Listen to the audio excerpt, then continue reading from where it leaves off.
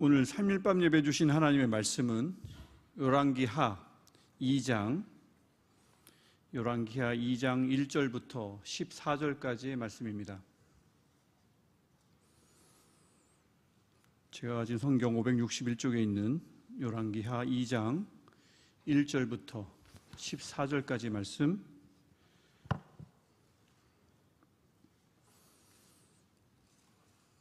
제가 한 절, 성도님들이 한 절씩 교독하고 나머지 제일 마지막 구절은 합독하겠습니다. 여호와께서 회오리 바람으로 엘리야를 하늘로 올리고자 하실 때에 엘리야가 엘리사와 더불어 길갈에서 나가더니 엘리야가 엘리사에게 이르되 청하건대 너는 여기 머물라 여호와께서 나를 베델로 보내시느니라 하니 엘리사가 이르되 여호와께서 살아계심과 당신의 영혼에 살아있음을 두고 맹세하노니 나는 당신을 떠나지 아니하겠나이다 하는지라. 이에 두 사람이 베델로 내려가니 베델에 있는 선지자의 제자들이 엘리사에게로 나와 그에게 이르되 여호와께서 오늘 당신의 선생을 당신의 머리 위로 데려가실 줄을 아시나이까 하니 이르되 나도 또한 아노니 너희는 잠잠하라 하니라. 엘리야가 그에게 이르되 엘리사야 청하건대 너는 여기 머물라 여호와께서 나를 여리고로 보내시느니라. 엘리사가 이르되 여호와께서 살아계심과 당신의 영혼이 살아있음을 두고 맹세하노니 내가 당신을 떠나지 아니하겠나이다 하니라. 그들이 여리고에 이르매 여리고에 있는 선지자의 제자들이 엘리사에게 나와 이르되 여호와께서 오늘 당신의 선생을 당신의 머리 위로 데려가실 줄을 아시나이까 하니 엘리사가 이르되 나도 아노니 너희는 잠잠하라. 엘리야가 또 엘리사에게 이르되 청하건대 너는 여기 머물라 여호와께서 나를 요단으로 보내시느니라 하니 그가 이르되 여호와께서 살아계심과 당신의 영혼이 살아있음을 두고 맹세하노니 내가 당신을 떠나지 아니하겠나이다 하는지라. 이에 두 사람이 가니라. 선지자의 제사 50명이 가서 멀리 서서 바라보매 그 두 사람이 요단가에 서 있더니 엘리야가 겉옷을 가지고 말아 물을 치매 물이 이리저리 갈라지고 두 사람이 마른 땅 위로 건너더라. 건너매 엘리야가 엘리사에게 이르되 나를 내게서 데려감을 당하기 전에 내가 내게 어떻게 할지를 구하라. 엘리사가 이르되 당신의 성령이 하시는 역사가 갑절이나 내게 있게 하소서 하는지라. 이르되 내가 어려운 일을 구하는도다. 그러나 나를 내게서 데려가시는 것을 보면 그 일이 내게 이루어지려니와 그렇지 아니하면 이루어지지 아니하리라 하고 두 사람이 길을 가며 말하더니 불수레와 불말들이 두 사람을 갈라놓고 엘리야가 회오리 바람으로 하늘로 올라가더라. 엘리사가 보고 소리 지르되 내 아버지여 내 아버지여 이스라엘의 병거와 그 마병이여 하더니 다시 보이지 아니하는지라. 이에 엘리사가 자기의 옷을 잡아 둘로 찢고 엘리야의 몸에서 떨어진 겉옷을 주워 가지고 돌아와 요단 언덕에 서서 엘리야의 몸에서 떨어진 그의 겉옷을 가지고 물을 치며 이르되 엘리야의 하나님 여호와는 어디 계시니까 하고 그도 물을 치매 물이 이리저리 갈라지고 엘리사가 건너오니라. 아멘. 주는 나의 주시오니 주밖에는 나의 복이 없나 하였나이다. 아멘. 예수 그리스도 주님만이 진정한 나의 복으로 알고 오늘 또 3일 저녁 아버지 앞에 예배하는 시간을 기억해서 주의 전에 나오신 여러분들을 주님의 이름으로 축복합니다. 아멘. 자, 우리 좌우에 있는 사람하고 혹시 모르니까 아는 사람은 뭐 내가 누굽니다 얘기 안 해도 돼. 근데 내가 봐서 저분의 나를 잘 모를 거라면 나는 누구 집사입니다. 나는 누구 권사입니다. 나는 누구 목사입니다. 이렇게 인사를 하면 하세요. 아는 사람은 안 해도 그냥 아는 사람은 안녕하세요 이렇게 돼. 할렐루야 할렐루야 인사. 그래요. 아는 사람이요 다 아는 사람이에요?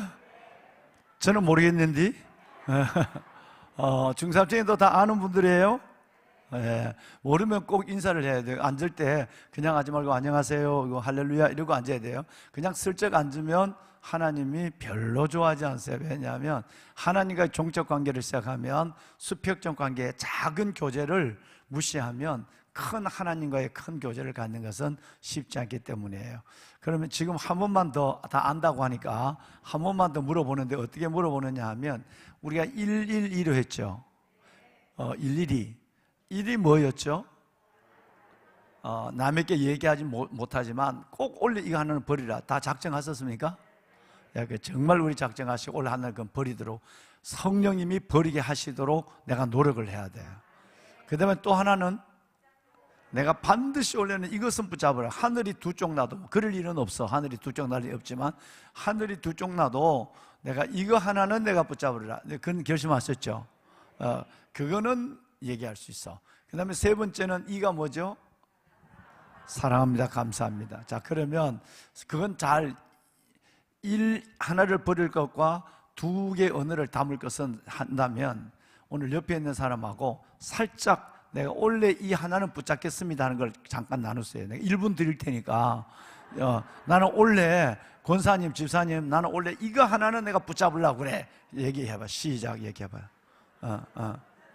목사님, 목사님 원래 뭐?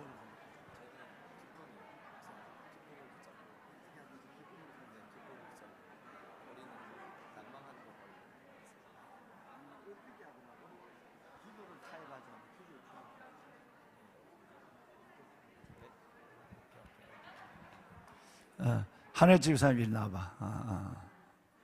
이리 나와봐.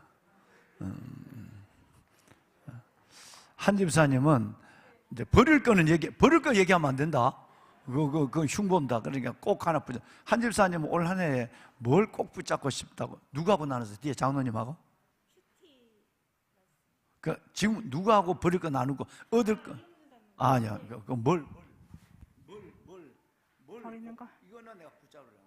저는 큐티 말씀하는 거요. 어떤 일이 있어도 큐티는 하겠다. 네. 박수. 정말 감사합니다. 예. 여러분 다 얘기했죠? 그러면 또 삐딱선을 타면 안 돼요. 저 여자는 큐티를 아직 안 했나 봐. 뭐 이렇게 하면 안 돼.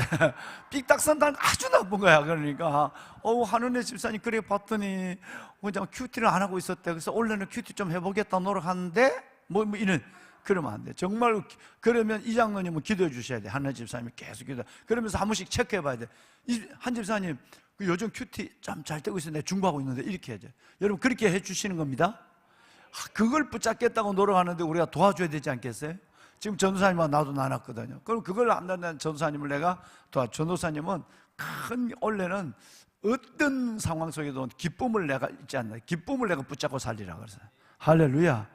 그 기쁨이 충만하다. 난 늘 이제 최 전도사님 보면 이제 곧 목산술 받거든요. 내가 오늘 추천서 써달라고 목산술 4개 왔는데 써줄까 말까? 일단 오늘 설교를 들어보고 설교를 제대로 못하면 내가 담임 목사 추천서 안 쓰면 목사수 못 받거든. 오늘 설교를 들어보고 좀 은혜가 되면 추천서 쓰고 안 그러면 내년에 안수 받아. 내년에.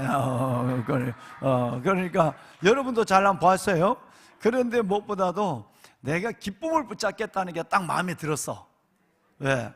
우리 직원들이 훈련할 때 3가지, 이번 때 다음 주 목금토 갔다 3일 동안 목금토 3일 동안 워크숍이거든요. 다음 주에 아침부터 워크숍이. 그럴 때 그것쯤이고 낙동합이에요. 작년 제자는 기뻐해야 돼. 열심히 움직여야 돼. 우리가 연합해야 돼. 그래서 이것은 슬로건이에요. 낙동합. 원팀 워십도 막 부르짖고 막 그런단 말이에요. 그러니까 1번이 뭐냐 하면 열심 움직이는 열심도 중요하지만 그보다 더 중요한 것은 기쁨이 있어야 돼. 목회하면서도 막 짜증내고 힘들고 담임 목사도 오늘 여러분 만나려고 저 400km 있는 지방 완전 대각선 그쪽에서 봉고 타고 그냥 이렇게 KTX 타고 또 와서 또 우리 마침 우리 김건모 목사님 마중 나와줘서 그냥 타고 이렇게 와서 오늘 해서 딱 와서 그래도 밥 한 끼 먹고 여러분 만날 수 있잖아. 나 오늘만 너무 힘들어. 난 뭐 피곤해. 지금 어제도 2시까지 선교사들하고 선교사님 자녀들하고 2시까지 얘기했는데 나 오늘 좀 잘 쉬어야지. 그렇게 하면 아마 이건 피곤한 생각을 해서 피곤한 거야. 그런데 그걸 기쁨의 에너지를 빨리 가서 나를 기다리는 성도들을 봐야 돼. 별로 기다리지 않는 것 같지만 그래도 한 이틀 동안 보고 싶었잖아. 그제? 내만 보고 싶은 기요? 난 진짜 보고 싶어서 그러니까 몸이야 좀 피곤하지. 어제 2시에 잤으니까 얼마나 피곤하겠어. 근데 피곤한 거 같지가 않잖아 내 얼굴에. 왜냐하면 기쁨의 에너지가 왔으니까. 그러니까 이제 난 전도사님 위해서 그렇게 기도할 거라. 여러분 기쁨으로 올 한 해를 행복하게 삽시다. 아멘. 자, 오늘은 한 가지 광고. 이번 주 금요일 날 내일 모레 심야 예배는 드리지 않는 걸로 담임 목사가 그냥 결정을 했어요. 금요일 오후부터 연휴가 시작이 되죠. 그래서 우리 목사님, 전도사님, 직원들 한번 휴가 보냅시다. 왜냐하면 토요일 날, 주일 날은 이분들 꼼짝 못해 와야 돼. 근데 뭐 끌려오듯이 오는 게 아니라 기쁨으로 달려올 거야. 주일 상황 때문에 그런 연휴라도 이분들은 또 뭐 대체 공휴일, 월요일 줘도 월요일 어차피 쉬는 거니까. 그래서 이틀은 내가 내일부터라도 좀 여유를 좀 가자. 내일부터라도 멀리 계신 부모님들 좀 한 뵙고 와. 그래서 수목을 좀 토요일, 주일 이 사역을 해야 되기 때문에 이틀은 뭐 대체 공휴일까지는 못 드리더라도 이틀은 좀 드려야 되겠다. 그래서 내일 모레는 우리 목사님, 전사님들을 내가 교회를 지키고 다 휴가를 보내요. 그래서 금요일 날 저녁에 할 분들은 그냥 교회에 이어 나와서 우리 각자 하자. 내하고 각자 그냥 기도하자고. 예. 왜 그렇게 섭섭해야 하는 거예요? 좀 휴가 한번 주자고. 너무 고생들 하잖아요. 그냥 박수 한번 쳐줘요. 그러면 뭐.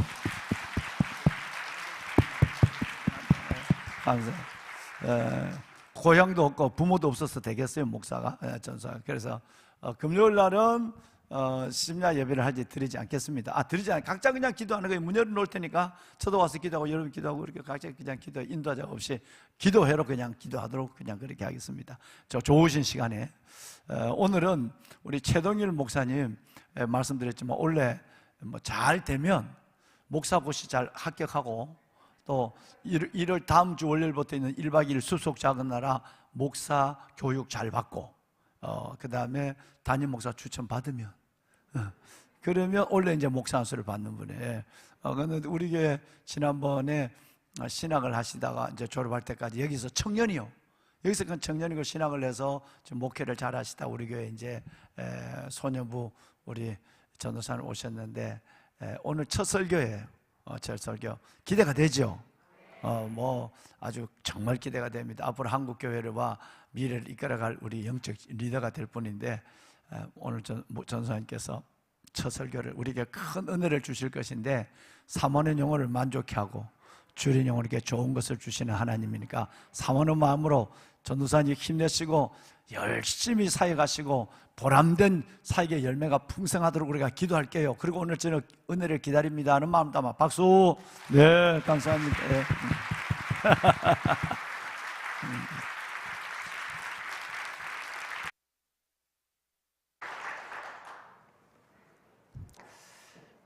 내게 선할 자들이 오래 황폐된 곳들을 다시 세울 것이며 너는 역대 파괴된 기초를 세우리니 너를 일컬어 무너진 데를 보수하는 자라 할 것이며 길을 수축하여 거할 것이 되게 하는 자라 하리라. 아멘. 우리 성도님들이 말씀으로 먼저 진심으로 축복하고 싶습니다. 올 한 해 우리 삶에서 무너졌던 곳, 우리의 삶에서 조금 떨어졌던 곳, 그 모든 곳을 다시 한번 보수하고 세우시는 한 해 되시기를 예수님의 이름으로 축복합니다. 특별히 우리가 보수하고 세워야 될 많은 것이 있습니다. 그런데 그 어떤 다른 것보다 하나님을 향한 우리의 갈급한 마음, 그리고 무너졌던 예배, 식어졌던 우리의 기도, 우리가 뭔가 아직 좀 멀어졌던 말씀, 이 모든 것들을 다시 한번 세우시고 일으키시는 한 해 되시기를 예수님의 이름으로 축복합니다. 아멘. 목사님 말씀해 주셨던 것처럼 저는 올해 새로 부임한 소년부 최동일 전도사입니다. 그런데 저는 사실 이 교회에 처음 온 것은요 6살 때입니다. 그래서 저는 6살 때 베들레헴 예배당 앞에서 어머니한테 울면서 가기 싫다고 떼쓰던 모습이 아직도 제 안에 기억이 남고 있습니다. 그래서 왜 그랬는지는 모르겠지만 예배드리기 싫다고, 가기 싫다고 떼쓰던 제가 이렇게 시간이 흘러서 하나님의 놀라운 은혜로 말씀을 전하는 자로 하나님께서 세워주셨습니다. 이것은 당연히 제가 한 것이 아니고 사도 바울의 고백처럼 내가 다 된 것은 하나님의 은혜인 줄 믿습니다. 그래서 하나님께 먼저 정말로 무한한 감사를 올려드리고, 또한 제가 또 하나 감사드리고 싶은 것은 우리 신학과 푸른나무 교회 성도님들에게 진심으로 감사하다는 말씀을 드리고 싶습니다. 왜냐하면 코로나로 인하여서 많은 교회가 문을 닫았습니다. 다 들으셨겠지만 10,000개나 되는 교회가 문을 닫았다고 합니다. 그리고 많은 성도님들이 신앙을 잃어버리고 방황하고 무너졌다고 이야기하고 있습니다. 그러나 여전히 예배 자리를 지켜주시고 기도의 자리를 지켜주시고 수요예배 가운데서도 이 자리에 나와서 함께 하나님을 울부짖는 우리 성도님들에게 진심으로 감사의 말씀을 드리고 싶습니다. 그런데 저희는 우리 교회가 가지고 있는 7대 비전 가운데서 2가지를 다시 한번 기억하면서 오늘 말씀을 나누고 싶습니다. 예배의 부흥, 말씀 부흥, 기도 부흥 여러 가지가 있지만 저는 2가지가 제 마음 안에 와닿았습니다. 그것은 무엇이냐면 바로 시대적인 소명과 다음 세대입니다.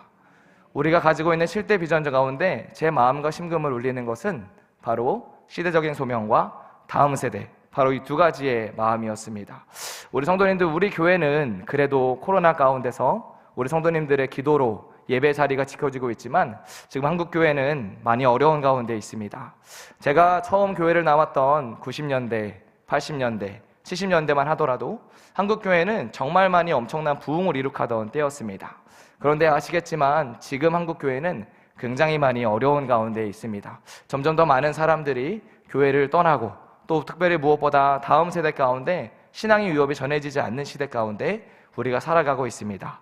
그런 가운데서 우리가 정말 시대적인 소명을 감당하고 다음 세대를 살리는 그런 우리 교회 되기를 예수님의 이름으로 축복합니다. 그래서 오늘 저는 제가 정말 부족하지만 하나님께서 이 시대적인 소명을 가지고 또 다음 세대를 향한 작지만 제게 주신 마음을 함께 설교를 통해서 나누려고 합니다. 우리 성도님들은 아마 다 기억하시겠지만 작년에 저희에게 가장 기뻤던 사건이 있었다면 온 국민이 기뻐했던 월드컵에 16강에 올라갔던 사건이었을 것입니다. 그런데 그 월드컵이 열리기 전에 전 국민이 슬퍼하는 정말 안타까운 사건이 바로 할로윈데이 때 일어났었습니다. 그것은 바로 이태원에서 많은 영혼들이 그 자리에 몰려서 약 150명, 160명 되는 젊은 영혼들이 목숨을 잃은 일이었습니다. 물론 그들이 악한 영에 이끌려서 예수님을 몰라서 그곳에 가서 그런 변을 당했지만 그 영혼들이 너무나 안타까운 것은 너무나 변함없는 사실입니다.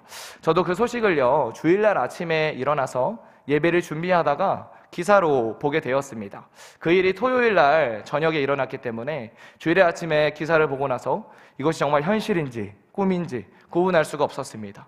그래서 곧바로 하나님 앞에 기도하는데 하나님은 오히려 저는 처음에는 당연히 지금 뭔가 죽어가고 있어도 뭔가 한 영혼이라도 더 살릴 수 있게, 그리고 정말 이미 죽은 영혼들이라면 그 유족들을 위로하는 마음으로 처음에는 기도를 시작했는데요, 점점 기도를 하면서 하나님의 마음은 저에게 한 숫자를 주목하게 하셨습니다. 그 숫자는 바로 그곳에서 죽었던 그 약간 160명의 그 청년들이 아니라 그곳에 모였던 10만 명의 사람들이었습니다. 그 10만 명이라는 글자를 보면서 제게 떠올랐던 말씀이 있는데요, 요나서 4장 11절 말씀입니다. 요나서 4장 11절 말씀에 보면 하나님은 니느웨 성읍을 보면서 이렇게 말씀을 하십니다. 좌우를 분별하지 못하는 자가 12만 명인데 내가 어찌 그들을 아끼지 아니하겠느냐. 정말 그 영혼들이 12만 명이나 되는 영혼들이 그곳에서는 그 당시에는 목숨을 구했을지라도 당연히 다 예수님을 몰랐기 때문에 그곳에 간 것이었습니다. 그래서 저는 하나님의 마음이 그 당시에 죽은 영혼들도 물론 안타까워하시지만 그곳에 모였던 12만 명의 영혼들을 향한 것이 있다는 것을 너무나 깊이 느끼게 되었습니다. 그리고 하나님께서는 제게 또 하나의 마음을 주셨는데요, 바로 제가 앞으로 목회해야 될 이 시대, 제가 앞으로 함께 목회해야 할 우리 다음 세대의 이 시대들이 정말 많이 악한 영에 이끌리고 미혹되어 있다는 것입니다. 그런데도 불구하고 그들을 살리고자 하는 갈망으로 너는 나아가야 한다고 하나님께서 그런 마음을 주셨습니다. 우리 사랑하는 성도님들, 우리가 앞으로 더 이제 정말로 신앙생활을 하며 또 목회를 해가며 교회를 지켜나가야 할 상황은 아마 지금보다 더 어두워질 것입니다. 더 많은 영혼들이 예수님을 떠나게 될 것이고 더 많은 청년들이 예수님을 모르고 그렇게 악한 영에 미혹되어 이끌리게 될 것입니다. 그런데도 불구하고 하나님께서는 우리에게 이 시대를 정말로 그 하나님의 마음과 심령으로 좌우를 분별하지 못하는 자가 12만 명이나 되는 그 영혼들을 아끼는 그 하나님의 마음으로 살아가기를 원하십니다. 오늘 그 하나님의 마음이 우리 가운데 부어주시기를 예수님의 이름으로 축복합니다. 아멘. 오늘 제가 전할 본문 말씀은요, 엘리야가 이제 하늘로 올라가는, 우리 성도님들 너무나 잘 아시는 본문이실 것입니다. 저도 어릴 때 이것에 관련된 찬양을 부르고 또 말씀을 들으면 그냥 마냥 신기했습니다. 엘리야가 하늘로 올라가는 것에 대해서 와, 너무 신기하다 이런 마음이 들었는데요. 그런데 이제 나이가 들고 이 말씀을 깊이 묵상해 보니까요, 저는 엘리야보다는 엘리사에게 집중하게 되었습니다. 엘리야는 사실 이제 모든 하나님께서 주신 사명을 마치고 정말 하늘로 올라갈, 어떻게 보면 가장 이제 정말 주님이 주신 사명을 마친 너무나 훌륭한 인물입니다. 그런데 사실 문제는 이제 엘리사입니다. 엘리사는 이제 그 하나님의 사명을 이제 시작해야 되는 때가 바로 엘리사라는 것입니다. 그래서 저는 예전에는 엘리야에게 집중했다면 엘리사를 향한 하나님의 마음을 이 말씀을 통해 보게 되었습니다. 그래서 오늘 본문 말씀에 2장 1절 말씀에 먼저 보면 엘리야와 엘리사가 길갈에서 먼저 나갔다라고 이야기를 하고 있습니다. 그런데 우리 성도님들 아시겠지만 엘리야가 하늘로 올라간 곳은 바로 어디이지요? 맞습니다. 요단강입니다. 그래서 하나님께서 엘리야를 만약에 이 열왕기하 2장의 본문으로 주인공으로 삼으셨다면 길갈에서 그냥 요단강으로 가서 엘리야를 하늘로 올려보내셨으면 그렇게 해도 전혀 상관없는 일이었습니다. 그런데 하나님은 의도적으로 엘리야와 엘리사를 2절 말씀에 보면 새로운 곳 베델로 보내십니다. 길갈에서 베델로 보내시고 또한 여기서 다시 한 번 더 4절 말씀에 보면 여리고로 보내십니다. 그리고 이 여리고에서 다시 한번 요단강으로 보내시는 것을 볼 수가 있습니다. 즉 성도님들, 하나님은 의도적으로 엘리야와 엘리사에게 무언가를 보여주시고 말씀하고 싶었던 것입니다. 그래서 우리 성도님들 사진을 한번 띄워주시면 감사하겠는데요. 네, 이것이 사진을 보시면 엘리야와 엘리사가 이동했던 경로입니다. 보시면 아시겠지만 길갈과 요단강은 정말 가까운 위치입니다. 그런데 하나님께서는 엘리사에게 그렇다면 두 가지 곳을 보여주고 싶어 하셨습니다. 그곳은 바로 첫 번째는 베델과 여리고입니다. 베델과 여리고에서 무엇이 있었는지를 우리가 말씀을 오늘 2장에서는 찾아볼 수 없지만 우리가 전후의 말씀을 찾아보면 알 수가 있는데요. 먼저 우리 베델에 무엇이 있는지를 말씀을 통해 보기를 원합니다.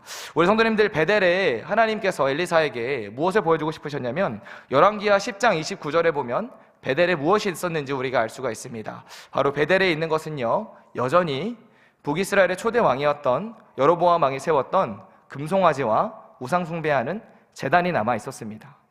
즉 하나님께서는 의도적으로 엘리사가 보길 원하셨던 것은 여전히 북이스라엘이 처한 영적인 상황, 우상 숭배가 행해지는 이 행태를 바로 보여주고 싶으셨던 것입니다. 또한 여리고에도 또 남아있던 것이, 그리고 다시 건축된 것이 있었는데요, 이것은 열왕기상 16장 말씀을 통해서 확인할 수가 있습니다. 열왕기상 16장 34절 말씀에 보면 베델 사람 히엘이 여리고를 다시 건축했다라고 이야기합니다. 즉 여리고에는 우리가 상상할 수 있는 무너진 여리고성, 하나님의 역사와 기적이 있었던 무너진 여리고성이 아니라 다시 여리고성이 세워진 것을 엘리사는 분명하게 보았습니다. 이 말씀을 통해서 우리가 엘리사의 마음과 심령을 한번 생각해 볼 수가 있는데요, 하나님은 엘리사에게 지금 보여주는 것은요, 이스라엘이 지금 처한 영적인 실체를 적나라하게 보여주시는 것입니다. 여전히 우상 숭배가 가득하고 무너졌던 여리고성은 다시 세워졌습니다. 가나안 땅을 정복할 때 여리고성이 가장 무너지는 것으로 승기를 잡았다면 여리고성이 다시 세워졌다라는 것은 지금 어둠의 영적인 권세가 이 여전히 북이스라엘과 남유다의 이 땅을 다시 한번 꽉 잡고 있다라는 것을 이야기합니다. 그런 가운데에서 하나님은 엘리사에게 지금 끊임없이 물으시면서 요청하고 계시는 것입니다. 엘리야는 이제 하늘로 올라갈 테인데 엘리사에게 너 정말로 내가 준 사명과 이 길을 감당할 수 있는지, 너 정말 이 영적인 실체를 보고도 너가 사명의 길을 감당할 마음의 준비가 되어 있는지를 두드리신다라는 것을 우리가 알 수가 있습니다. 심지어 우리가 또 2절의 말씀을 보면 엘리야가 엘리사에게 이렇게 이야기를 합니다. 우리 2절 말씀은 한번 함께 같이 한번 읽어봤으면 좋겠습니다. 2절 말씀 한번 읽어보면 좋겠습니다. 시작. 엘리야가 엘리사에게 이르되 청하건대 너는 여기 머물라 여호와께서 나를 베델로 보내시느니라 하니 엘리사가 이르되 여호와께서 살아계심과 당신의 영혼이 살아있음을 두고 맹세하노니 내가 당신을 떠나지 아니하겠느냐 하는지라. 이에 두 사람이 베델로 내려가니 아멘. 2절 말씀에 보면 첫 부분에 보면 아시겠지만 엘리야는 엘리사에게 끊임없이 이렇게 이야기합니다. 너는 여기 머물러라. 나를 따라오지 마라. 즉 하나님이 엘리야를 통해서 엘리사의 심령을 계속 사실 테스트하고 계신 것입니다. 엘리사가 이제 앞으로 걸어갈 길이 얼마나 험난한 길이고 얼마나 어려운 길인 줄 아시기 때문에 하나님께서 정말 엘리사의 마음과 심령이 준비되어 있는지를 계속 테스트하신다라는 것을 우리가 볼 수가 있습니다. 우리 사랑하는 성도님들, 우리도 마찬가지로 우리의 삶에서요, 하나님께서 우리의 삶의 정말 처한 이 현실, 적나라하게 어려운 현실을 드러내 주시는 때가 있습니다. 그것을 직면하게 하시는 때가 있습니다. 그런데 하나님께서 그 자리에서 우리에게 원하시는 것은 너가 그런 상황과 환경일지라도, 너가 처한 현실일지라도 나를 신뢰할 수 있는지를, 정말 나를 믿고 따라올 수 있는지를 우리에게 물으신다라는 사실입니다. 그 정말로 직면한 현실 가운데서 도저히 감당할 수 없는 상황과 환경 가운데에서도 너가 그럼에도 불구하고 일할 나를, 역사할 나를 신뢰할 수 있는지를 물으신다라는 것을 우리가 말씀을 통해서 확인할 수가 있습니다. 엘리사에게 들렸던 음성처럼 주변에서는 이제 그만 적당히 해라, 포기해라, 기도하면 뭐가 달라지냐, 말씀 묵상하면 달라지냐라는 음성이 들려올 수도 있습니다. 그럼에도 불구하고 하나님께서 엘리사에게, 그리고 우리에게 확인하고 싶었던 것은 그럼에도 불구하고 너가 정말 이 믿음의 길과 사명의 길을 걸을 수 있는지를 물으신다라는 것입니다. 저는 하나님의 은혜로요, 지난 4년 동안 작지만 정말 따뜻하고 너무나 귀한 개척교회를 섬길 수 있었습니다.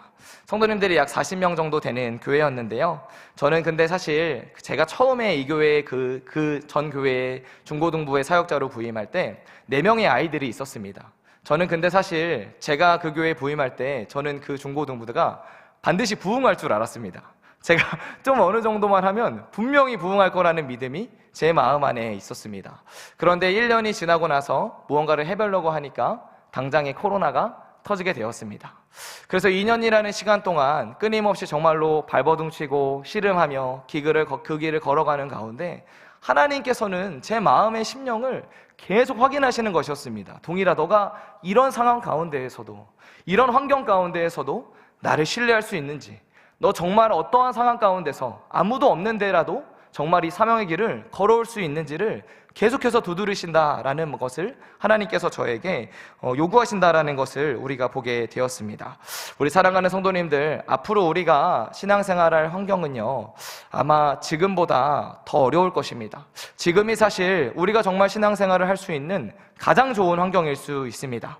그러나 하나님께서는 지금보다 더 어려운 상황과 환경일지라도 끝까지 믿음의 길을 지키는 우리들, 끝까지 사명의 길을 감당하는 저와 여러분 되기를 너무나 바라고 계십니다. 그래서 우리가 정말로 어떠한 삶의 어려움과 상황과 환경일지라도 하나님이 때로는 정말로 내 삶에 정말 직면한 문제들을 정말로 적나라하게 드러내 보이실 때라도 우리가 끝까지 주님을 신뢰하고 믿음의 길을 걸어가시는 우리 모두 되시기를 예수 그리스도의 이름으로 축복합니다. 할렐루야. 그런 가운데서 계속해서 지금 아까 말씀드린 것처럼 길갈에서 베델로, 여리고로, 요단강으로 이렇게 이동하면서 계속 반복이 됩니다. 엘리야는 끊임없이 너는 여기 머무르라고 하고, 또한 주변에 있던 선지자의 제자들은 계속해서 엘리사한테 그만 포기하라고, 엘리야 이제 하늘로 올라가는 거 모르냐고 계속 요구합니다. 그런 가운데 6절에서 엘리사가 이렇게 고백합니다. 여호와께서 살아계심과 당신의 영혼이 살아있음을 두고 맹세하노니 나는 당신을 떠나지 아니하겠습니다. 이 고백은 엘리사의 엄청난 신앙 고백입니다. 나는 어떠한 일이 있을지라도 이 사명의 길을 감당하겠습니다. 당신이 이제 하늘로 올라갈지라도 나는 이제 하나님께서 주신 사명을 감당하겠습니다. 바로 이것이 엘리사가 하는 고백이라는 것입니다. 당신의 정말로 영혼의 살아있음과 여호와 살아계심을 두고 나는 절대 당신을 떠나지 않겠다. 나는 끝까지 당신 곁에 서서 당신이 했던 이 사명의 유업을 내가 이어받겠다라는 것이 바로 엘리사의 고백이라는 것을 우리가 볼 수가 있습니다. 우리 사랑하는 성도님들, 엘리사에게는요, 넘어야 될 많은 산이 있었습니다. 이스라엘이 처한 영적인 현실을 바라보았어야 했고요. 또한 하나님의 영적인 아버지 엘리야를 통한 테스트가 있었습니다. 그리고 또한 선지자들의 제자, 동역자들의 만류가 있었습니다. 그런 가운데 엘리사는 하나님을 향한 그 갈망하는 마음, 그 마음 하나 가지고 이 길을 걸어가는 것을 우리가 볼 수가 있습니다. 우리 사랑하는 성도님들, 우리도 정말 신앙생활을 하고 걸어가는 가운데 많은 어려움들이 있습니다. 내가 처한 현실과 주변의 사람들의 말과 또한 주변 사람들의 만류, 여러 가지 것들, 또한 하나님께서 때로는 우리의 마음과 심령을 드러내실 때가 있습니다. 그러나 그 모든 것들을 넉넉히 이기심으로 말미암아서 끝까지 주님 주신 믿음과 사명의 여정 걸어가시는 우리 모두 되시기를 주님의 이름으로 축복합니다. 할렐루야. 그래서 이제 아시겠지만 이제 요단강을 정말로 실제적으로 건너게 됩니다. 엘리야의 겉옷으로 요단강이 이제 갈라지고 마른 땅을 두 사람이 함께 걷게 됩니다. 그러고 나서 이제 엘리야가 엘리사에게 드디어 묻습니다. 너는 무엇을 원하느냐? 그러자 그 유명한 고백, 그리고 오늘 본문 말씀의 핵심인 9절 말씀을 우리 한번 같이 읽어보도록 하겠습니다. 9절 말씀입니다. 건너매 엘리야가 엘리사에게 이르되 나를 내게서 데려감을 당하기 전에 내가 내게 어떻게 할지를 구하라. 엘리사가 이르되 당신의 성령이 하시는 역사가 갑절이나 내게 있게 하소서 하는지라. 아멘, 아멘. 아마 신앙생활 하셨던 우리 성도님들은 이 구절의 기도를 한 번쯤은 하셨을 것입니다. 저도 예전에 하나님 앞에 마음을 잡고 이제 정말로 하나님 당신의 길을 가겠습니다 라고 한 때가 24살의 때였는데요. 그때 하나님이 주신 은혜가 정말 너무나 컸습니다. 그래서 25살이 넘어가는 그 해에 하나님, 그런데 더 하나님 갑절의 은혜를 제가 얻고 싶습니다. 갑절의 역사가 제게 있었으면 좋겠습니다 라는 고백을 드렸던 기억이 있었는데요. 그런데 저는 그 당시에 그 기도를 할 때는 순전한 저의 욕심만 가득했습니다. 그냥 영적인 욕심을 가지고 주님을 더 사랑하는 마음도 있었지만 영적인 욕심만을 가지고 그 기도를 했었습니다.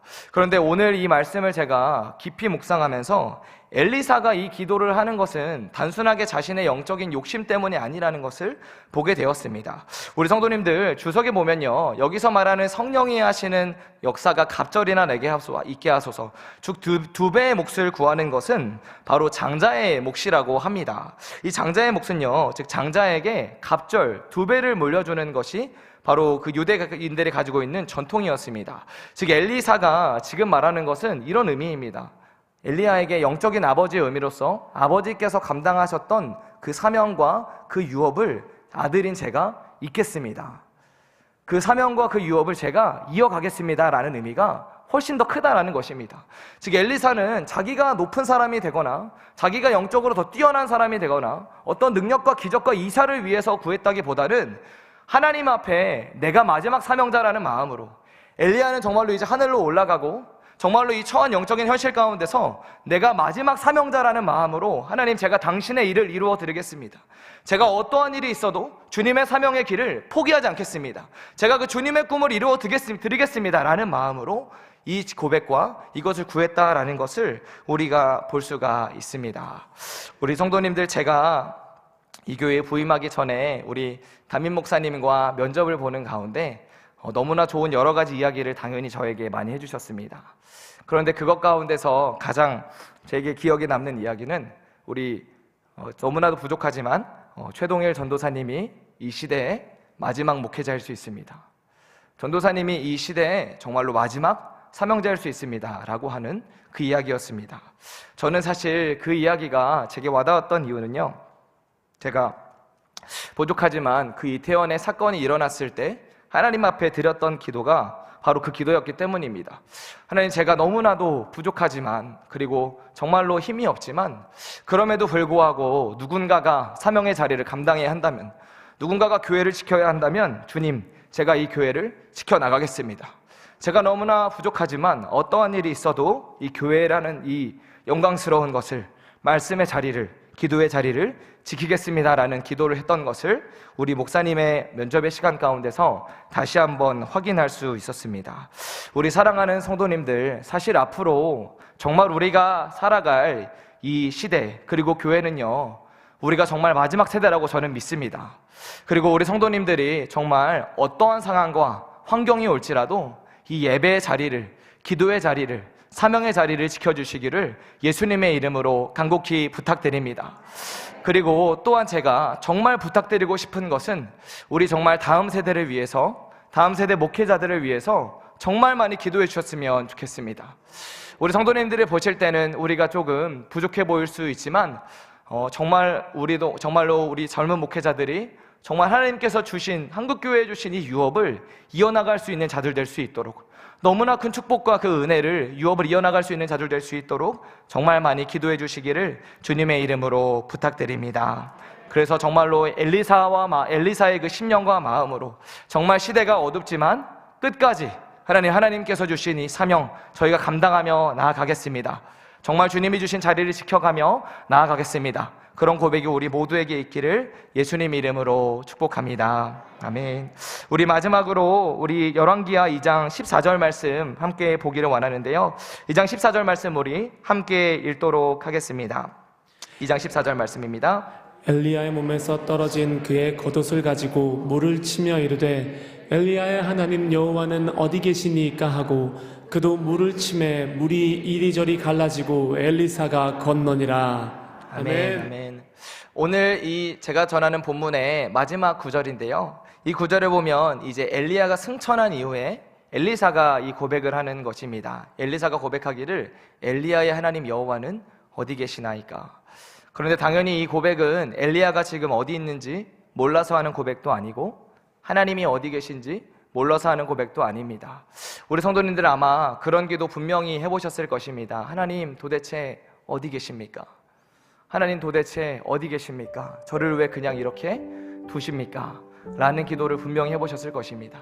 그런데 엘리사는 지금 아시겠지만 요단강이 갈라지고 있는 상황입니다. 하나님의 놀라운 역사를 보고 있는 가운데서 이 고백을 했다는 것은 자신을 위해서 지금 이 기도를 하는 게 아닙니다. 엘리사가 지금 이 기도를 하는 것은요, 이스라엘이 처한 영적인 현실을 바라보면서 하나님 다시 한번 우리에게 부흥을 주시고 회복을 주십시오. 주님 어디 계십니까? 우리를 도와주십시오. 우리를 살려주십시오. 라는 기도가 바로 엘리사가 하나님 도대체 어디 계십니까? 여리고성이 다시 세워졌습니다. 베델 하나님의 집에 금송아지가 베델의 제단이 서 있습니다. 주님 어디 계십니까? 우리를 도와주십시오. 살려주십시오. 라는 기도가 엘리사의 마지막 절박한 기도였습니다. 우리 성도님들, 오늘 마지막으로 우리가 기도할 때 이 엘리사의 마음이 우리에게 있었으면 좋겠습니다. 물론 우리 시내가 푸른나무교회 성도님들 너무 훌륭하고 너무나 감사드립니다. 그러나 한국교회가 처한 현실이 사실 참 어렵습니다. 다음 세대가 처한 현실이 정말 어렵습니다. 그래서 우리의 기도가 엘리사처럼 하나님 우리를 도와주시고 무너진 제단을 다시 한번 수축해 주시고 기도와 말씀과 성령의 뜨거운 불길이 다시 한번 이 한국과 온 열방을 덮을 수 있도록 성령님 도와주시고 역사하여 주시옵소서. 이 나라 민족에 다시 한번 주님이 부흥을 주셔서 말씀이 흥황하던 그때, 70년대 80년대 여의도에서 100만 명이 모였던 그때, 많은 영혼들이 예수님을 영접하고 돌아왔던 그때, 그 놀라운 영광이 다시 한번 회복되는 이 나라와 민족 되게 하여 주시옵소서. 우리가 그런 절박한 심령과 마음이 우리 가운데 있었으면 좋겠습니다. 우리 정말 그래서 이 시간 우리 한번 기도했으면 좋겠습니다. 시간 두 눈을 감고 기도하실 때 하나님 정말로 우리에게 그 엘리사의 마음과 심령을 부어주시기를 간구합니다. 엘리사와 같은 절박한 마음을 부어주시기를 간구합니다. 엘리사가 주님 자기의 옷을 찢어버리고 엘리야의 겉옷을 입었던 것처럼 하나님 우리도 우리의 삶에 많은 문제와 어려움들이 있지만 자신의 삶의 문제에 매이지 않게 하여 주시고 주님의 절박한 심령과 마음으로 하나님 정말로 소울을 품고 열방으로 나아가고 다음 세대를 품고 이 나라 민족을 품고 나아가는 우리 모두 되게 하여 주시옵소서. 절박한 마음으로 나라와 민족을 위해 기도하며 교회를 위해 기도하며 다음 세대를 위해 기도하며 눈물을 흘리며 정말로 한 영혼을 위하여서 애통하며 기도할 수 있는 우리 모두 될 수 있게 하여 주시옵소서. 우리 마지막으로 간절한 마음으로 주여 세 번 부르시고 나라와 민족을 위해 무너져가는 교회를 위해 다음 세대를 위해 기도하도록 하겠습니다. 주여 주여 주여 하나님 간구합니다. 주님 우리에게도 엘리사와 같은 마음과 심령을 부어주시기를 간구합니다. 하나님 더 우리가 갈망하게 하여 주십시오. 더 절박하게 하여 주십시오. 이 땅에 무너져가는 세대를 바라보며 점점 더 예수님을 모르는 다음 세대를 바라보며 사울을 운전하지 못하는 10만 명의 영혼들을 바라보며 정죄하고 비판하는 것이 아니라 눈물로 씨를 뿌리기 원합니다. 눈물로 씨를 뿌리기를 원합니다. 우리가 어떠한 상황 환경 가운데서도 예배의 자리를 지켜가고 기도의 자리를 지켜가고 말씀의 자리를 지키는 우리 모두 되어질 수 있도록 하나님 도와주시고 역사하여 주시옵소서. 아버지 우리에게 우리 교회에게 시대적인 소명과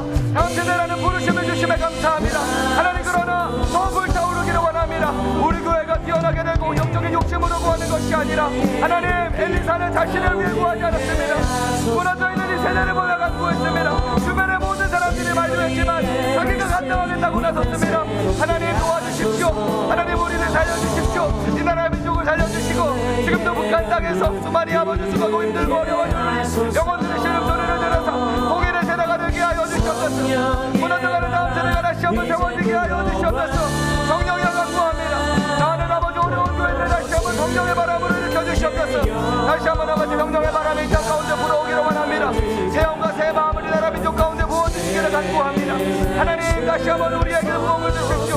하나님의 말씀이 흘러가던 그대로 예배와 기도와 부흥이 충만했던 그대로 성령의 놀라운 역사가 나타났던 그대로 다시 한번 회복되는 2023년에 놀라운 시간 되어질 수 있도록 도와주시고 역사하여 주시옵소서. 우리가 모든 무너진 것들을 보수하는 자가 되기를 원합니다.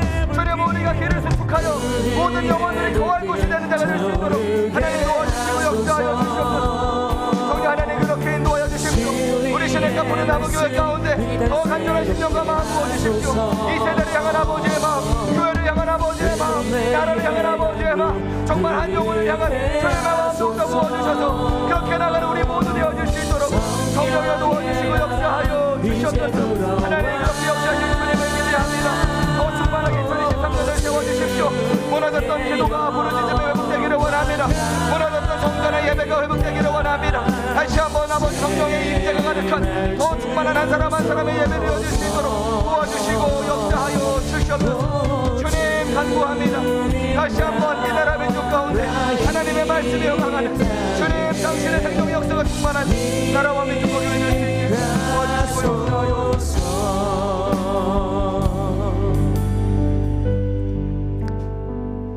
하나님 이 나라 민족 가운데 주님 주 당신이 사랑하시는 너무나 많은 순교자의 피가 뿌려졌습니다. 지금도 북한 땅에서 너무나 많은 하나님을 사랑하는 영혼들의 피가 뿌려지고 있습니다. 그리고 이 땅 가운데 주님께서 너무나 사랑하시는 수많은 목회자들을 주님이 세워주셨습니다. 또한 너무나 사랑하시는 수많은 교회를 세워주셨습니다. 하나님 정말로 하나님이 주신 넘치는 그 사랑과 유업을 이어나가는 우리 다음 세대와 다음 세대 목회자들과 정말로 그런 교회 될 수 있도록 성령님 도와주시고 역사하여 주십시오. 우리에게 엘리사의 심령을 더욱더 부어주시기를 간구합니다. 자신을 위해서 구하지 않고 나라와 민족을 바라보며 교회를 바라보며 애통하고 눈물 흘렸던 그 엘리사의 마음, 하나님께 도와달라고 살려달라고 기도했던 그 마음 다시 한번 우리 가운데 그 간절한 마음 부어주셔서 늘 그렇게 기도하며 살아가는 우리 모두 되어질 수 있도록 성령이여 도와주시고 역사하여 주시옵소서. 올 한 해 다시 한번 우리 가운데 예배와 기도 말씀 무너졌던 모든 것들이 회복되는 한 해 되기를 원합니다. 다시 한번 우리 안에 잃어버린 열정과 첫사랑이 회복되어지는 한 해 되기를 원합니다. 하나님 그래서 다시 한번 우리가 정말 주님의 마음과 주님의 심령을 충만하게 품는 교회 될 수 있도록 도와주시고 역사하여 주시옵소서. 그렇게 행하실 우리 주님을 기대하며 예수님의 이름으로 기도했습니다. 아멘 아멘 아멘. 하늘에 계신 우리 아버지, 아버지의 이름을 거룩하게 하시며 아버지의 나라가 오게 하시며 아버지의 뜻이 하늘에서와 같이 땅에서도 이루어지게 하소서. 오늘 우리에게 일용할 양식을 주시고 우리가 우리에게 잘못한 사람을 용서하여 준 것 같이 우리 죄를 용서하여 주시고 우리를 시험에 빠지지 않게 하시고 악에서 구하소서. 나라와 권능과 영광이 영원히 아버지의 것입니다. 아멘 아멘.